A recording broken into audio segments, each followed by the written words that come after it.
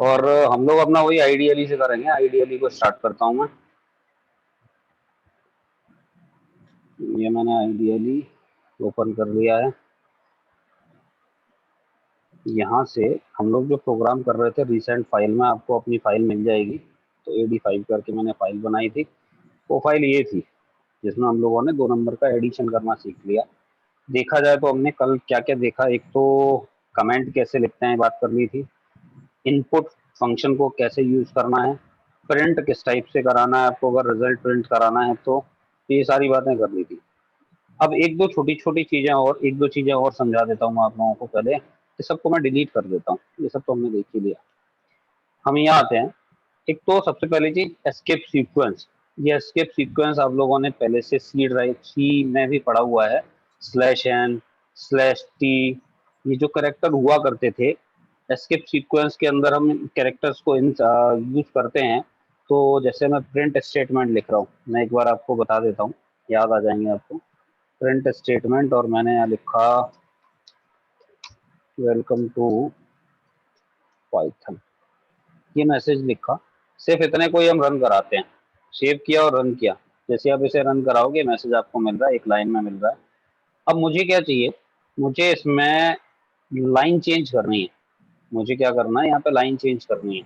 देखो हमारे पास दो तरीके हैं। एक तो ये है कि मैं प्रिंट स्टेटमेंट जो है बार बार लिखूं। एक तरीका तो ये है कि आप यहाँ इन्वर्टेड कोमा बंद कर दो और इसके साथ मैंने एक और प्रिंट स्टेटमेंट लिखा, इन्वर्टेड कोमा में ये टाइप कर दिया।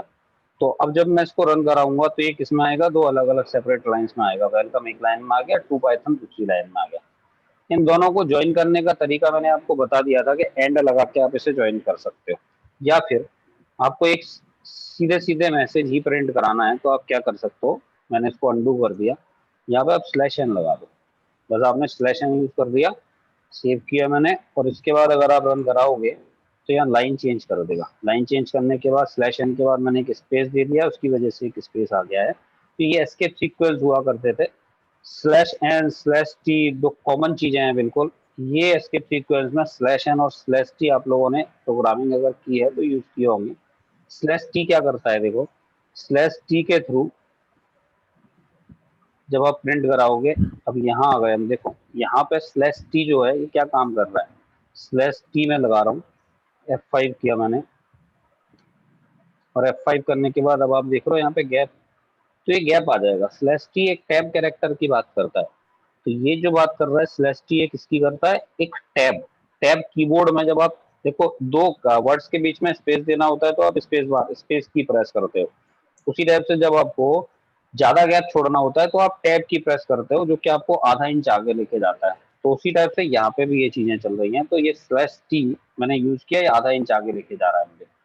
मैं एक और /t लगाता हूँ, इधर एक और मैंने /t यूज किया, और अब इसको रन कराते हैं।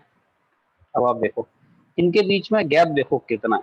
वेलकम के बाद यहाँ पे जो गैप देख रहे हो ये कितना है, और टू के बाद जो देख रहे हो ये गैप कितना आ रहा है।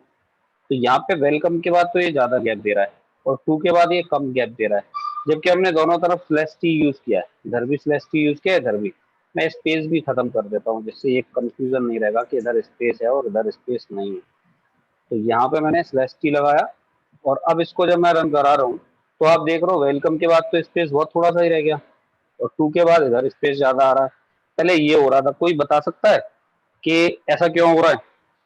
पंकज या करण या कोई भी बता सकता है क्या? क्योंकि आप लोगों ने और अरे लैंग्वेज टू भी है पढ़ी तो हुई है। टू और के हिसाब से वो ले रहा है शायद।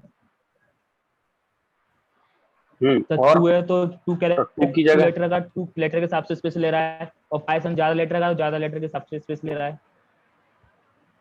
नहीं, अगर ऐसी बात है तो मैं एक काम करता हूँ, यहाँ पे पाइथन में सिर्फ py कर देता हूँ। देखते हैं भैया क्या ये ऐसे काम कर रहा है।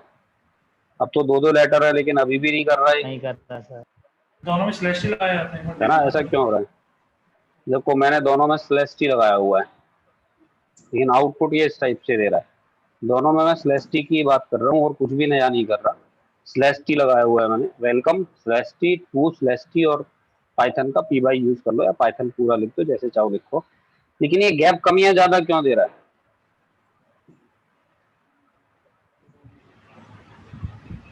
उनके बाद फिर एक स्टेटमेंट और लिखता हूँ, एक स्टेटमेंट और लिखता हूँ मैं। यहाँ देखो मैंने यहाँ पे लिखा W, सिर्फ W लिखा, और इसके बाद इसको रन कराता हूँ। अब आप देखो अब ये कितना स्पेस दे रहा है, बराबर। ठीक है। तो W के केस में तो इतना ही स्पेस दे रहा है, ऐसा क्या? इसको आधा इंच से मतलब है भाई, इसको कैरेक्टर से कोई मतलब नहीं है, इसको कैरेक्टर से मतलब नहीं है। ये यहाँ से अगर आप ऊपर भी देख रहे होगे तो हर बार ये बराबर मैसेज, बराबर डिस्टेंस दे रहा है। देखो 2 वेलकम के बाद यहाँ पे 2 आ रहा है टी के नीचे, और यहाँ से जब ये पाइथन की बात कर रहा है तो इधर आ रहा है, डिफरेंस उतना ही दे रहा है। तो ये आधा इंच की बात करता है। इसे इन कैरेक्टर से मतलब ये कि एक कैरेक्टर है, 2 कैरेक्टर है, स्टार्टिंग से आधा इंच, फिर वहां से और आधा इंच, फिर उधर से और आधा इंच, इस टाइप से लेके चल रहा है। अगर मैं यहाँ 2 की जगह यहाँ पे मैंने 2 के बाद कुछ और एक्स्ट्रा ऐड कर दिए, फिर सेव कर दिया और फिर रन कराता हूँ, ठीक है। अभी भी देखो गैप तो उतना ही आया। तो इसको लेटर से मतलब नहीं है, ये इससे मतलब नहीं है, ये किसकी बात कर रहा है कि आप उसको गैप कितना देना है, उसको गैप कितना देना है। स्टार्टिंग से आधा इंच, फिर 1, फिर 1.5, फिर 2, फिर 2.5, इस टाइप से चल रहा है। स्टार्टिंग में 0 से चला 0.5 तक, फिर 1, 1.5, 2, 2.5, इस टाइप से लेके चल रहा है। तो ये ध्यान रखना है, बहुत छोटी सी चीज थी, ज्यादा बड़ी नहीं थी, लेकिन फिर भी समझ लो इस चीज को कि स्लैश टी स्टार्टिंग से कैसे गैप देता है। ये ऐसा नहीं है कि जिस पोजीशन पे मेरा जितना टेक्स्ट है उसके बाद स्लैश टी लगाया तो यहाँ से आधा इंच, इसको मतलब नहीं है। ये स्टार्टिंग से हाफ, फिर 1, फिर 1.5, इस टाइप से लेके चल रहा है, ठीक है। तो स्लैश एन और स्लैश टी, ऐसे ही अगर मुझे स्लैश टी स्लैश एन ये यूज कर लिया हमने, एक और प्रिंट स्टेटमेंट लिखता हूँ। यहाँ पे कई सारे एस्केप सीक्वेंस के कैरेक्टर हैं, लेकिन मैं सिर्फ उनकी बात कर रहा हूँ जिनकी हमें जरूरत होती है। मैंने यस नो यूज किया, और यहाँ देख रहे हो मैंने ऑब्लिक जो लगाए हुए हैं ये 2 लगा दिए, ठीक है। और बैक स्लैश लगाए हुए हैं मैंने, 2 स्लैश लगाए हुए हैं। F5 करता हूँ तो आप देखोगे एक स्लैश रीड करेगा, ये सिर्फ एक ही ऑब्लिक आ रहा है यहाँ पे, ये ऑब्लिक नहीं है, बैक स्लैश है। तो ये बैक स्लैश जो दे रहा है वो बैक स्लैश जब आप 2 स्लैश यूज करोगे तो ये एक आएगा। इसकी जरूरत हमें कब पड़ेगी, जब हम फाइल्स की बात करेंगे, जब हम फाइल हैंडलिंग की बात करेंगे। हमें अगर पाथ सेट करना होगा तो पाथ के टाइम पे हमें इसकी जरूरत पड़ेगी। जब आप 2 स्लैश लगाओगे, 2 बैक स्लैश यूज करोगे तो ये उसको सिंगल स्लैश रीड करेगा, ठीक है।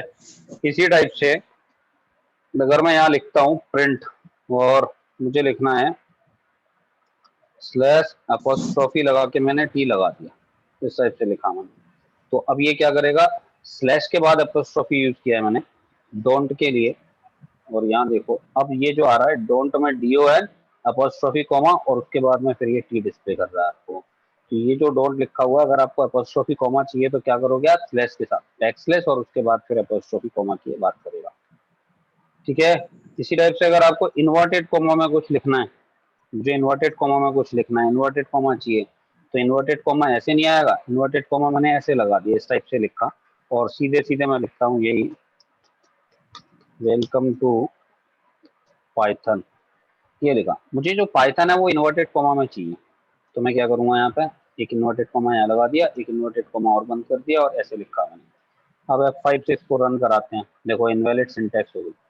ये सिंटैक्स गलत क्यों हो गई, क्योंकि आपने इधर से इन्वर्टेड कॉमा स्टार्ट किया था, यहाँ पे एंड कर दिया, तो स्टेटमेंट तो आपको यहीं खत्म हो गया, इसके आगे वाले हिस्से को ये समझ ही नहीं रहा कुछ भी। तो यहाँ पे ये एरर दे रहा है, ये सिंटैक्स गलत है, 2 चीजें आप लिख रहे हो। और अगर ये भी स्ट्रिंग है और बाहर है इससे, तो आप कॉनकैटिनेट करोगे, और अगर आपको कॉनकैटिनेट नहीं करना तो आप क्या करोगे, मुझे तो ये इन्वर्टेड कॉमा ये मेरा मैसेज का पार्ट था, वो इन्वर्टेड कॉमा प्रिंट कराना है, तो क्या करोगे, स्लैश, यहाँ पे एक स्लैश लगाया, उसके बाद उधर एक स्लैश लगाया, और फिर जब मैंने इस टाइप से लिखा तो अब ये मुझे जो रिजल्ट देगा उसमें इन्वर्टेड कोमा एक मैसेज बन गया। तो स्लैश के साथ जब आप इन्वर्टेड कोमा यूज करोगे तो ये इन्वर्टेड कोमा को प्रिंट करेगा मैसेज के फॉर्म में। इस तरीके से आप इसे प्रिंट करा सकते हो। तो ये कुछ हैं, इसके अलावा स्लैश बी होता है, स्लैश एफ है, स्लैश आर है, और भी कई सारे कैरेक्टर होते हैं, लेकिन मैंने अभी जो बताए हैं यहाँ पे वो ऐसी चीजें हैं जो कॉमनली यूज की जाती है, ठीक है भाई। तो ये हमारे एस्केप सीक्वेंस के कुछ कैरेक्टर्स थे। बाकी मैं आपको ये एस्केप सीक्वेंस की लिस्ट भी भेज दूंगा, और उसके बाद उनको आप लगा के देखोगे तो ये चीज़ें समझ में आएंगी। मैं फिर से बोल रहा हूँ यही बात कि यहाँ मैं ज़्यादा टाइम नहीं लगा रहा, क्योंकि ये ऐसी चीज़ें हैं जो आप लोग पहले से जानते हो, तो मैं उसमें ज़्यादा टाइम नहीं लगाना चाह रहा। थोड़ा आगे बढ़ते हैं, कुछ नया सीखोगे तो ठीक लगेगा, अच्छा लगेगा। ठीक है भाई। तो इसके बाद अब आते हैं हम यहाँ पे, जो डेटा टाइप है हमारे, वो डेटा टाइप क्या क्या मिल रहे हैं यहाँ। अगर मैं बात करूँ यहाँ पे डेटा टाइप की, तो इसके अंदर आपको अगर कैटेगरी वाइज देखोगे तो कई सारी अलग अलग कैटेगरी मिलती हैं। एक न्यूमेरिक नंबर है, स्ट्रिंग है, दो तो मेन ये चीजें होती हैं आपके पास, नंबर्स, स्ट्रिंग। इसके अलावा हम लिस्ट, टपल, सेट, डिक्शनरी, इस टाइप की चीजों को भी डेटा टाइप के अंदर रखते हैं पाइथन के अंदर। तो आपको न्यूमेरिक में इंटीजर पता है, फ्लोट पता है। यहाँ आपको मेन क्या मिल रहा है, एक तो int, float, string, Boolean. Boolean ये प्राइमरी डेटा टाइप्स की बात कर रहा हूँ मैं, यहाँ लिख देता हूँ जो डेटा टाइप है हमारे, ये कौन से डेटा टाइप है, ये प्राइमरी डेटा टाइप्स है। प्राइमरी डेटा टाइप ये हैं। बाकी के जो डेटा टाइप्स हैं उनकी हम बात करेंगे, और एक आपको मिलता है नन। 5 ये प्राइमरी डेटा टाइप्स हैं। इंटीजर एक कंप्लीट नंबर की बात करता है, फ्लोट एक डेसिमल नंबर की बात करता है, स्ट्रिंग कोई अगर आपको वर्ड स्टोर कराना है, सेंटेंस स्टोर कराना है, मतलब टेक्स्ट की बात करता है। बूलियन की अगर हम बात करें तो ये ट्रू फॉल्स को लिखेगा। अगर आपको ट्रू स्टोर कराना है या फॉल्स स्टोर कराना है, उस चीज को परफॉर्म कराना है, तो फिर आप बूलियन यूज करोगे यहाँ पे। ये सब की अपनी अपनी अलग अलग क्लासेस है। तो ये जो इंट क्लास है ये इंटीजर के लिए है, फ्लोट क्लास है वो फ्लोट के लिए है, स्ट्रिंग के लिए जो क्लास होती है वो सिर्फ str होती है। और यही इनके क्या होते हैं, टाइप कास्टिंग की जब मैंने बात की कल तो ये बता दिया था आपको कि str स्ट्रिंग के लिए है, फ्लोट और इंट या फ्लोट में कन्वर्ट करने के लिए चीजों के हैं। और इसी तरह से जो बूलियन है, इसकी क्लास होती है बूल। इसकी जो क्लास है BOOL, सिर्फ इतना सा है बूल। तो बूलियन टाइप के लिए बूल यूज करते हैं हम लोग। और ये जो नन है, इसका मतलब नथिंग से है। हम कुछ भी नहीं बता रहे हैं, पाइथन के अंदर नन होता है, लेकिन नन कभी यूज नहीं करना आप लोगों को। नथिंग से मतलब है, तो इसकी कोई हम बात नहीं कर रहे। टाइप कास्टिंग आप लोगों ने समझ ली थी, इनपुट फंक्शन आप लोगों ने समझ लिया था। जो एक दो और नई चीजें इसके अंदर बची रह गई, वो क्या है देखो। एक तो आप जो सी के अंदर या किसी दूसरी प्रोग्रामिंग लैंग्वेज में लिखते हो, एक लाइन में एक स्टेटमेंट लिखते हैं। लेकिन मैं अगर यहाँ पे लिखना चाहूँ, मेरा कोई स्टेटमेंट है, मेरी कोई एक्सप्रेशन है, मान लो मेरा रिजल्ट है, रिजल्ट इक्वल्स टू, और रिजल्ट इक्वल्स टू करने के बाद मैंने लिखा 1+2+3+4+5, इस टाइप से लिखते जा रहा हूँ मैं। स्क्रीन का साइज मान लो सिर्फ इतना ही बड़ा है, सिर्फ इतना ही बड़ा है। अब मुझे बाकी का हिस्सा जो लिखना है, या तो आप ऐसे कर सकते हो कि भाई 6 लिख दिया, 7 लिख दिया, 8 लिख दिया। मैं ये कर रहा हूँ तो इधर साइड में चलेगी मेरी एक्सप्रेशन। मैं चाहता हूँ मेरी स्क्रीन पे जो एक्सप्रेशन है वो मुझे सामने दिखाई देती रहे।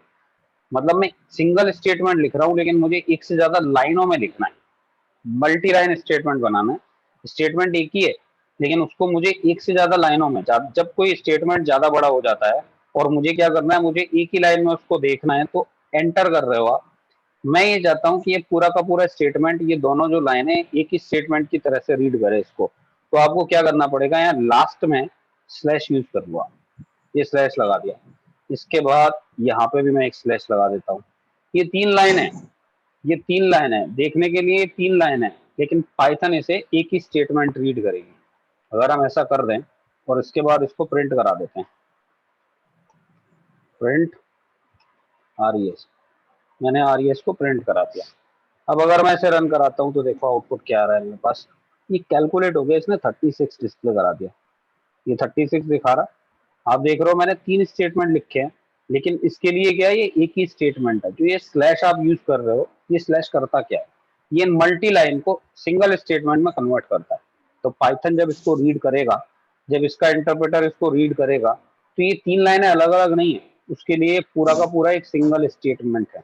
तो कभी भी कोई भी ऐसी एक्सप्रेशन आती है, स्टेटमेंट आता है जो ज्यादा बड़ा है, तो आप उसे अलग अलग लाइनों में लिख सकते हो, लेकिन लास्ट में आपको स्लैश लगाना पड़ेगा। ये स्लैश क्या कर रहा है, ये ज्वाइन कर रहा है इस स्टेटमेंट को इसके साथ। ऐसे ही ये स्लैश क्या कर रहा है, इस स्टेटमेंट को इस स्टेटमेंट के साथ, मतलब पूरा का पूरा कंप्लीट एक सिंगल स्टेटमेंट बन रहा है। तो अगर आपको एक से ज्यादा लाइनों में कोई स्टेटमेंट लिखना है तो ऐसा कर सकते हो, या फिर इसकी जगह हम क्या कर सकते हैं, हम ब्रैकेट यूज कर सकते हैं। इसकी जगह हम क्या कर सकते हैं, देखो, तो मैंने ये लिखा अभी आपको लग रहा होगा कि इसकी जरूरत क्यों पड़ेगी, हम तो एक ही स्टेटमेंट लिख देंगे, एक लाइन में ही लिख देंगे, लेकिन ऐसा नहीं है। जब आप आगे काम करोगे तो आपको डेटा बड़ा भी मिलेगा, बड़ी स्टेटमेंट लिखने होंगे, तो कैसे लिखोगे उसके लिए है ये। तो मैंने ये ब्रैकेट लगा दिया, पैरेंथेसिस यूज कर लिए। आप इसे यूज कर सकते हो, करली ब्रैकेट यूज कर सकते हो, या फिर स्क्वायर ब्रैकेट यूज कर सकते हो, जो भी ब्रैकेट आपको यूज करना है। इसे भी रन कराते हैं, देखते हैं। तो इससे भी आपको सेम रिजल्ट मिल रहा है, क्योंकि ये भी एक सिंगल स्टेटमेंट है इसके लिए। ठीक है, तो ये भी एक सिंगल स्टेटमेंट है इसके लिए, इसे सिंगल स्टेटमेंट की तरह से रीड करेगा। ठीक भाई, तो ये याद रखना, ठीक, ये चीज जो कि नई है इसके अंदर। इसके बाद अगर हम इसके बाद और बात करें इसकी, तो यहाँ पे एक और चीज नई आती है। वो क्या आता है कि आपको अगर वेरिएबलों में वैल्यू स्टोर करानी है, वेरिएबल नहीं ऑब्जेक्ट, अभी फिलहाल वेरिएबल बोल के ही काम चला रहा हूँ, अभी मैं समझा देता हूँ ऑब्जेक्ट क्या है कैसे है। तो जैसे मैंने a इक्वल्स टू 10 लिखा, ठीक है भाई, दूसरी लाइन में मैंने लिखा b इक्वल्स टू 20, तीसरी लाइन में c इक्वल्स टू 30। और मुझे क्या चाहिए, मुझे एक ही लाइन में लिखने हैं तीनों स्टेटमेंट। तो हमारे पास दो तरीके हैं तीनों स्टेटमेंट को लिखने के। एक तरीका तो ये है, मतलब इसके अलावा दो और स्टाइल है। एक तो ये है कि मैंने ए के अंदर एक वैल्यू स्टोर करा दी, बी के अंदर दूसरी वैल्यू स्टोर करा दी, सी के अंदर तीसरी वैल्यू स्टोर करा दी। मैं चाहूँ तो इसे कैसे लिख सकता हूँ, मैं लिख सकता हूँ ए कॉमा बी कॉमा सी, कॉमे को यूज करो, इक्वल्स टू, इक्वल्स टू के बाद हमने लिखा 10 कॉमा 20 कॉमा 30। आप ऐसा भी कर सकते हो। अगर आप ऐसे भी लिखोगे तो ए के अंदर 10 वैल्यू स्टोर हो जाएगी, बी के अंदर 20 वैल्यू स्टोर हो जाएगी, और सी के अंदर 30 वैल्यू स्टोर हो जाएगी। ठीक है भाई, तो इस तरीके से आप अलग अलग वेरिएबल है, एक साथ वेरिएबल्स के नाम बता दो, एक सिंगल इक्वल्स टू का सिंबल यूज करो, इक्वल्स टू यूज करो, और उसके बाद बाकी की जो भी वैल्यू आप लिखोगे वो सारी की सारी उसी टाइप से, मतलब जो पहली वैल्यू है वो पहले वेरिएबल के अंदर, दूसरी वैल्यू दूसरे के अंदर, तीसरी वैल्यू तीसरे के अंदर, जो उसी टाइप से स्टोर हो जाएगी। तो इस तरीका आप ऐसे यूज कर सकते हो। ठीक है, या फिर आप ऐसे लिख सकते हो, ए इक्वल्स टू 10, ये लिखा। यहाँ पे स्टेटमेंट को एंड करने के लिए आपको सेमी कोलन लगाने की जरूरत नहीं होती। जब आप एंटर कर देते हो तो कंपाइलर जो पाइथन का है वो समझ जाता है कि यहाँ से लाइन चेंज हो गई है। लेकिन मुझे अगर एक ही लाइन में ये तीनों स्टेटमेंट लिखने हैं तो आप सेमी कोलन से इसको सेपरेट कर सकते हो। यहाँ बी इक्वल्स टू मैंने 20 कर दिया, फिर semicolon, C equals to मैंने 30 कर दिया, लास्ट में सेमी कोलन की जरूरत नहीं है। तो अब जब इंटरप्रेटर इसको एग्जीक्यूट करेगा तो इस एक लाइन को, इस ये एक लाइन है उसके लिए, ये दूसरी लाइन है उसके लिए, तीसरी लाइन है उसके लिए, ये तीन सेपरेट लाइंस हैं उसके लिए। तो ये जो सेमी कोलन है, अब यहाँ पे अगर आप एक ही लाइन में कोड लिख रहे हो और उनमें एक से ज्यादा स्टेटमेंट, एक से ज्यादा लाइनें आप लिख रहे हो, तो आप सेमी कोलन के थ्रू उसको सेपरेट करके और एक साथ लिख सकते हो, अगर आपको ऐसे लिखना है तो। और अगर आपने एंटर एंटर करके लिखा हुआ है तो फिर सेमी कोलन की कहीं कोई जरूरत नहीं है, आपको आते की है, चाहे आप इस टाइप से यूज कर लो, ऐसे स्टेटमेंट को स्टोर करा सकते हो इस टाइप से वेरिएबल्स के अंदर वैल्यू, और ऐसे भी वैल्यू स्टोर करा सकते हो। तो मैं वेरिएबल वर्ड यूज कर रहा हूँ क्योंकि हम लोग जो प्रोग्रामिंग अभी तक कर चुके हैं उन सभी के अंदर ये वेरिएबल्स हुआ करते थे, तो फेमिलियर हो गए हम वेरिएबल्स के, हमें वेरिएबल वर्ड ज्यादा याद हो जाता है। लेकिन हैं ये सारे के सारे ऑब्जेक्ट, ये ध्यान रखना कि पीएच इसके अंदर, पाइथन के अंदर जो कुछ भी है वो सब कुछ एक ऑब्जेक्ट है, हर चीज एक ऑब्जेक्ट है। ठीक है, यहाँ ऑब्जेक्ट की तरह से चीजें चल रही हैं। तो इतनी बात समझ में आप लोगों को आ गई होगी कि मैं किस टाइप से ऑब्जेक्ट क्रिएट कर सकता हूँ, ये जो वेरिएबल्स जो बना रहे हैं वो बना सकता हूँ, उनके अंदर कैसे डेटा स्टोर करा सकता हूँ फिक्स करने के बाद, एक से ज्यादा मल्टी लाइन स्टेटमेंट आप किस टाइप से यूज कर सकते हो, प्रिंट स्टेटमेंट कैसे लिख सकते हो। ठीक है, तो अब यहाँ पे एक और चीज समझते हैं हम लोग, कॉन्स्टेंट। अब मैं बात कर रहा हूँ कॉन्स्टेंट्स की। जब आप कभी कोई प्रोजेक्ट वगैरह पर काम करोगे तो ऐसा नहीं होगा कि एक आपने .py फाइल बनाई और सारा कुछ उसी के अंदर कर लिया।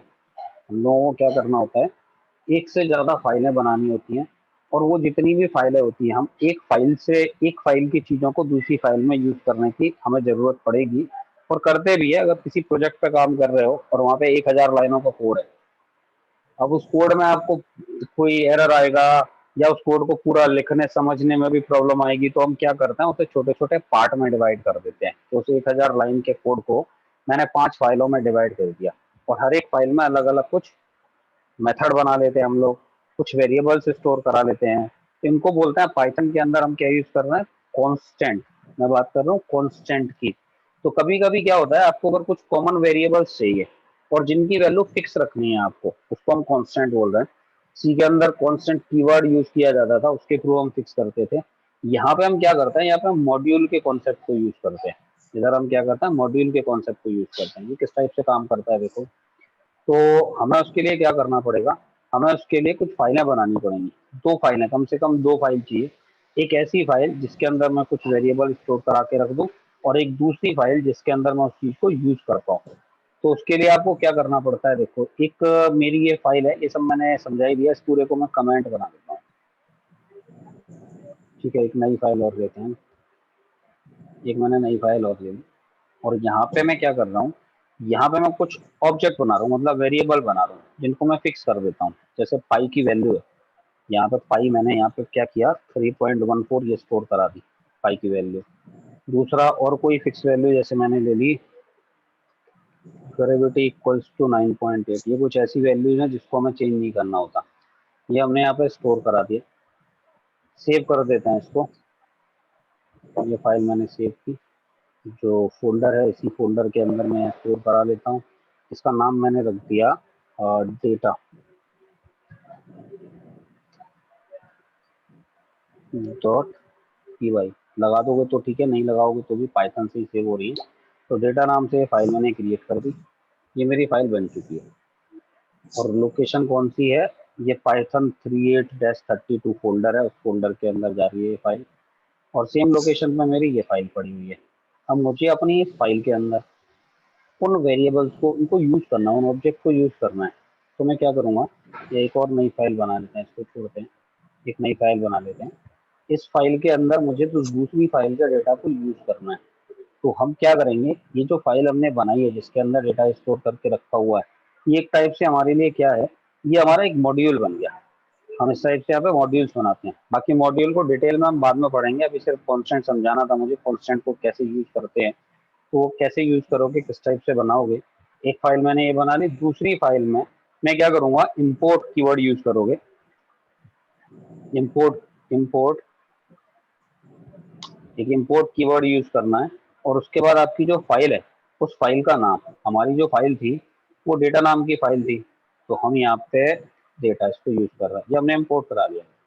ये हमारे लिए जो काम कर रहा है एक पैकेज की तरह से काम कर रहा है। जावा में जिस टाइप से पैकेज होते हैं, तो इंपोर्ट डाटा ये मैंने यूज कर लिया। अब मुझे अगर प्रिंट कराना है, मैं भी प्रिंट करा के दिखा देता हूँ। तो मुझे वो डेटा चाहिए, मुझे क्या चाहिए, ये वैल्यू चाहिए, पाई की वैल्यू चाहिए। और पाई की वैल्यू मैंने क्या कर रखी है, पाई की वैल्यू यहाँ पे स्टोर करा के रखी हुई है। तो मैं यहाँ पे प्रिंट करूंगा, और इस प्रिंट स्टेटमेंट के अंदर जब आप इस पाई को यूज करोगे, अभी हम अगर डायरेक्ट ऐसे पाई लिखते हैं, ठीक है, और इसको रन कराते हैं, ये ऐसे ही मैंने इसको सेव कर दिया। इस फाइल को मैं mod1.py से सेव कर लेता हूँ। इसे मैं रन करा रहा हूँ, देखो अभी क्या दिखाएगा, एरर दिखाएगा।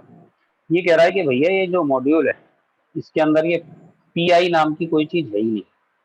ठीक है, पी जो है, ये पी जैसा कुछ यहाँ पर डिफाइन ही नहीं है। तो पी तो हमें मिल नहीं रहा, तो अब हम क्या करें। तो हमें क्या बताना पड़ेगा, यहाँ पे जो हमारी फाइल थी, जो हमने डेटा यूज किया, जैसे हमने इम्पोर्ट डाटा यूज किया है, तो यहाँ पर डेटा डॉट पी फाइल। तो मॉड्यूलों को इस तरीके से यूज करते हैं। अगर आप कोई दूसरी फाइल बना लेते हो और फिर उसे आपको अपने प्रोग्राम में यूज करना है, तो देखो ये डेटा आपको मिल रहा है। तो हमने अगर कोई दूसरी फाइल बना ली है और उस फाइल का डेटा मुझे अपनी इस फाइल के अंदर यूज करना है, तो इनको हम कॉन्स्टेंट बोलते हैं। और जो मॉड्यूल का कॉन्सेप्ट होता है कि हम एक फाइल बना रहे हैं, फिर दूसरा मॉड्यूल, तीसरा मॉड्यूल, और उन मॉड्यूल्स को इंपोर्ट करने के बाद उन चीजों को यूज कर सकते हैं। तो ये चीज आपको ध्यान रखनी है, ठीक है। तो ये चीज आपको याद रखनी होगी कि किस टाइप से हम मॉड्यूल्स को यूज करते हैं। यहाँ तक की बात तो हमने कर ली, ठीक भाई। इसके बाद और आगे बढ़ते हैं। तो यहाँ से आगे मैं बात कर रहा हूँ ऑपरेटर्स की। मुझे बात करनी है ऑपरेटर्स की। देखो ऑपरेटर जो होते हैं, प्लस माइनस इनटू डिवाइड, ये सारे के सारे आपके ऑपरेटर्स होते थे। तो ये अर्थमेटिक ऑपरेटर, लॉजिकल ऑपरेटर, ये सब आपको पता है। लेकिन यहाँ ऑपरेटर थोड़े से और बढ़ जाते हैं पाइथन के अंदर। जब आप यूज करते हो तो यहाँ कुछ ऑपरेटर और बढ़ जाते हैं। हम बेसिक्स को क्लियर कर रहे हैं, पहले एक बार हमारा ये बेसिक क्लियर हो जाए, उसके बाद फिर हम लोग बात करेंगे आगे एडवांस चीज़ों की। तो अब देखो यहाँ आते हैं ऑपरेटर्स पे। मैं एक काम करता हूँ, नोटपैड ओपन कर लेता हूँ।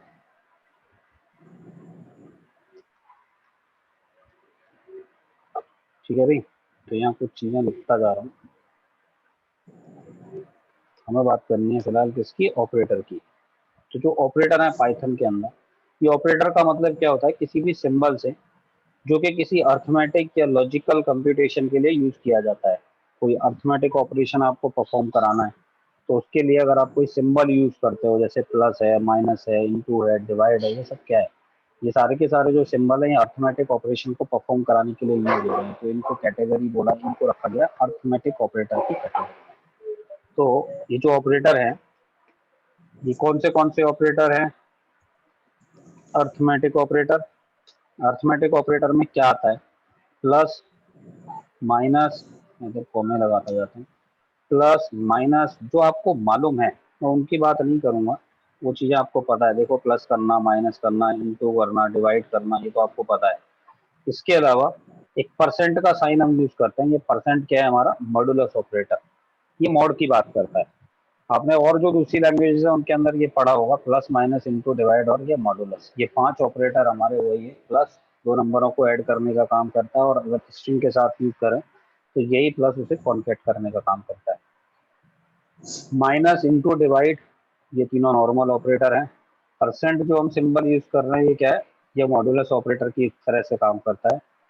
ठीक है भाई, तो ये, अच्छा, अर्थमेटिक की स्पेलिंग में ये आई आर हो गया है, तो ये कोई कह रहा है मेरे से, तो यहाँ रख दिया है मैंने। ठीक है जी, अर्थमेटिक ऑपरेटर। मॉडुलस के बाद यहाँ पे एक ऑपरेटर और आता है, ये डिवाइड के 2 बार आप साइन यूज करते हो, ये डबल स्लैश। यहाँ देख रहे हो, जब हमने 2 स्लैश लगाए थे अभी फ्रंट स्टेटमेंट में, वो कैसे स्लैश थे, तो बैक स्लैश और फॉरवर्ड स्लैश। इसका ध्यान रखना, जब आप स्लैश एन, स्लैश टी, इन सब की बात कर रहे थे तो वो हमारे बैक स्लैश थे, और यहाँ पे हम फॉरवर्ड स्लैशेस की बात कर रहे हैं। और ये जो हमारे ऑब्लिक वाले साइन है, ये 2 बार 2 स्लैश हम यूज कर रहे हैं, इसको क्या बोल रहे हैं हम, बैक स्लैशेस को। बाकी सब आपको पता है, ये आपके लिए नया है, शायद नया हो सकता है। फ्लोर डिवीजन, ये जो ऑपरेटर है ये फ्लोर डिवीजन की बात करता है। और इसी टाइप से एक डबल स्टार स्टार, ये एस्ट्रिक एस्ट्रिक, इंटू इंटू जो यूज कर रहे हैं, ये ऑपरेटर किसकी बात कर रहा है, ये है एक्सपोनेंट की। तो फ्लोर डिवीजन क्या करता है, और ये तो एक्सपोनेंट है, समझ के हो गए, पावर का काम कर रहा है। तो आप अगर पावर क्या यूज करना चाहो तो आपको मेथड वेथड यूज करने की जरूरत नहीं पड़ती, ये सीधे सीधे आप यूज कर सकते हो। ठीक है, तो हम इसके एग्जांपल देखते हैं। देखो, यहाँ मैंने एक वेरिएबल लिया, मैंने एक वेरिएबल ले लिया, कोई भी एक ए ले लिया, ए इक्वल्स टू, और यहाँ मैंने कुछ वैल्यू रख ली, 20 रख ली। ठीक है जी, एक मैं दूसरा वेरिएबल ले रहा हूँ बी, और बी इक्वल्स टू मैं कर दे रहा हूँ 7 रख दिया मैंने। ठीक, अब हम एक एक करके इन ऑपरेटरों को देखते हैं। जैसे मैंने प्रिंट किया, मैं डायरेक्ट यहाँ पे प्रिंटिंग करा रहा हूँ, ए प्लस बी। ठीक है, मैं पहले सारे ऑपरेटर, सारे स्टेटमेंट यहाँ पे लिख देता हूँ, फिर देखते हैं इनके आउटपुट क्या आते हैं। कॉपी पेस्ट कर दिया मैंने इसको, A plus B, A minus B, divide, multiply, modulus. यहाँ पे हम क्या यूज कर रहे हैं, फ्लोर डिवीजन, और इसके बाद ए पावर बी, ये मैंने लिखा। अब इसका आउटपुट देखते हैं। जो वैल्यू है 20 और 7, जब इसकी पावर करेंगे तो वैल्यू तो दिखाई देगा। लेकिन हम एक काम करते हैं, वैल्यू को एक थोड़ी छोटी या चलने देते हैं, ये तो बताई देगा। सेव करते हैं इस फाइल को। ऑपरेटर के लिए op.py नाम की मैंने फाइल बना दी, इसको रन कर रहा हूँ मैं। तो आप देखो, आपको जो आउटपुट मिल रहे हैं वो कुछ इस टाइप के मिल रहे हैं। प्लस में किसी को कोई प्रॉब्लम नहीं होगी, 20 + 7 27 आ गया, यह आउटपुट मिल गया हमें। इसी तरह से हमने माइनस किया तो 20 - 7 करोगे आप, 13 मिल गया। जो आपने डिवाइड किया तो इसने पॉइंट में वैल्यू डिस्प्ले करा दी फ्लोट में। इनटू करते हो 140 आ गया। ये जो 6 आया हुआ है ये कैसे आ रहा है, तो ये मॉडुलस ऑपरेटर है। मॉड आप जानते हो, रिमाइंडर आता है। अगर किसी को इसमें कोई डाउट हो तो वो बता सकता है, पूछ सकता है भाई। ए मॉड बी किया मैंने, 20 मॉड 7 किया, 7 2 = 14, और बाकी क्या बचा, तो जो 6 आपको मिल रहा है वो इसमें ये रिजल्ट डिस्प्ले करा रहा है। इसी टाइप से जब आप फ्लो डिवीजन की बात करते हो तो यहाँ पे फ्लो डिवीजन क्या करता है? फ्लो डिवीजन आपको जब आप इससे डिवाइड करोगे, तो जैसे हमने मॉड यूज किया, मॉड ने क्या बताया, जब हमने यहाँ पे मॉडुलस यूज किया है तो मॉड ने रिमाइंडर दिया, और जब आप डिवाइड यूज कर रहे हो तो डिवाइड आपको जो रिजल्ट दे रहा है वो पॉइंट में रिजल्ट दे रहा है, एक्यूरेट रिजल्ट दे रहा है, जहां तक वो डिवाइड हो रहा है उसको डिवाइड करने के बाद रिजल्ट दे रहा है। लेकिन मुझे उसे डिवाइड करना है, और डिवाइड करने के बाद मुझे ये डेसिमल पोर्शन नहीं चाहिए, मुझे सिर्फ जितनी बार ये पूरा पूरा डिवाइड हो रहा है सिर्फ वो वैल्यू चाहिए। तो यहाँ जब आपने 7 जब 2 बार डिवाइड होगा, तीसरी बार ये डिवाइड नहीं हो रहा, तो पॉइंट वाले हिस्से को इग्नोर कर देगा, ये सिर्फ इसमें से इंटीजर वाला जो पोर्शन है उसे आपको डिस्प्ले करा देगा। तो उस पोर्शन के लिए फ्लो डिवीजन यूज करते हैं। तो जब भी कभी आप किसी एक नंबर को दूसरे नंबर से डिवाइड करते हो और आप ये चाहते हो कि मुझे जो रिजल्ट मिले वो इंटीजर में मिलना चाहिए, मुझे फ्लोट में ना मिले, तो आपको टाइप कास्टिंग करने की जरूरत नहीं है। आप यहाँ पे क्या करोगे, फ्लो डिवीजन ऑपरेटर को यूज कर लो। ये फ्लो डिवीजन ऑपरेटर क्या करता है, ये आपको रिजल्ट डिस्प्ले करेगा जितनी बार कंप्लीट डिवाइड हो रहा है, पॉइंट के बाद वाले हिस्से को ये रीड नहीं करेगा, इसको छोड़ देगा। और ये तो पावर है, जो भी पावर की वैल्यू आएगी ये मिल जाएगी। तो इसमें किसी को कोई दिक्कत तो नहीं है?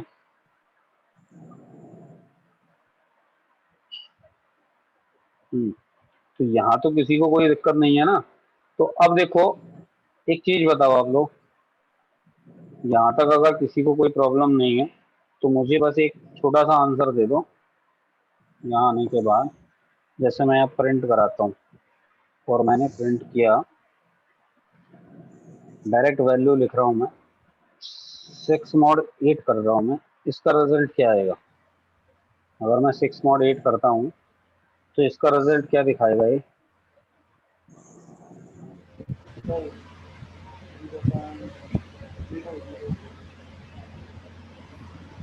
यहाँ पे टाइप कर दो जो भी आ रहा है, जिसका भी जो रिजल्ट आ रहा है वो यहाँ टाइप कर दो। पंकज बत्रा कह रहा है कि 6 mod 8 करेंगे तो रिजल्ट आएगा 0। बाकी राजेश करण क्या आएगा रिजल्ट?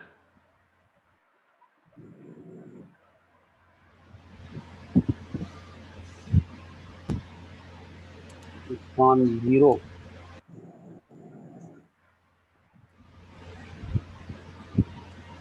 करण क्या आएगा?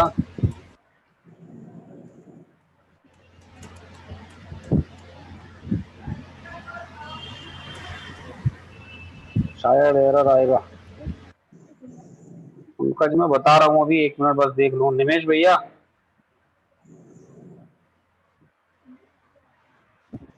निमेश और राजेश क्या रिजल्ट आएगा?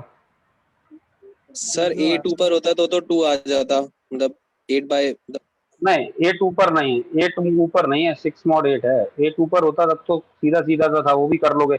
लेकिन ये जो क्वेश्चन है 6 mod 8 भी है, ये भी कोई ज्यादा बड़ी चीज नहीं है, ये भी तीसरी क्लास का बच्चा कर लेता है।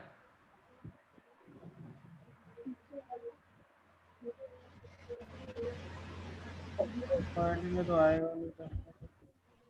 भाई 6 mod 8 जब हम करेंगे तो 8 से 6 क्या डिवाइड हो सकता है? 8 से 6 तो डिवाइड होगा नहीं, और जब 8 से 6 डिवाइड नहीं होगा तो अपने आप में देखा जाए तो यही रिमाइंडर है। अगर मैं इसको रन कराता हूँ तो यहाँ पे रिजल्ट क्या आ रहा है? 6 दिखा रहा है। बहुत छोटा सा क्वेश्चन था यार। ठीक है, हाँ बाद में सही दिया था, बाद में सही दिया था। हाँ बाद में सही दिया था, बाद में देख लिया मैंने।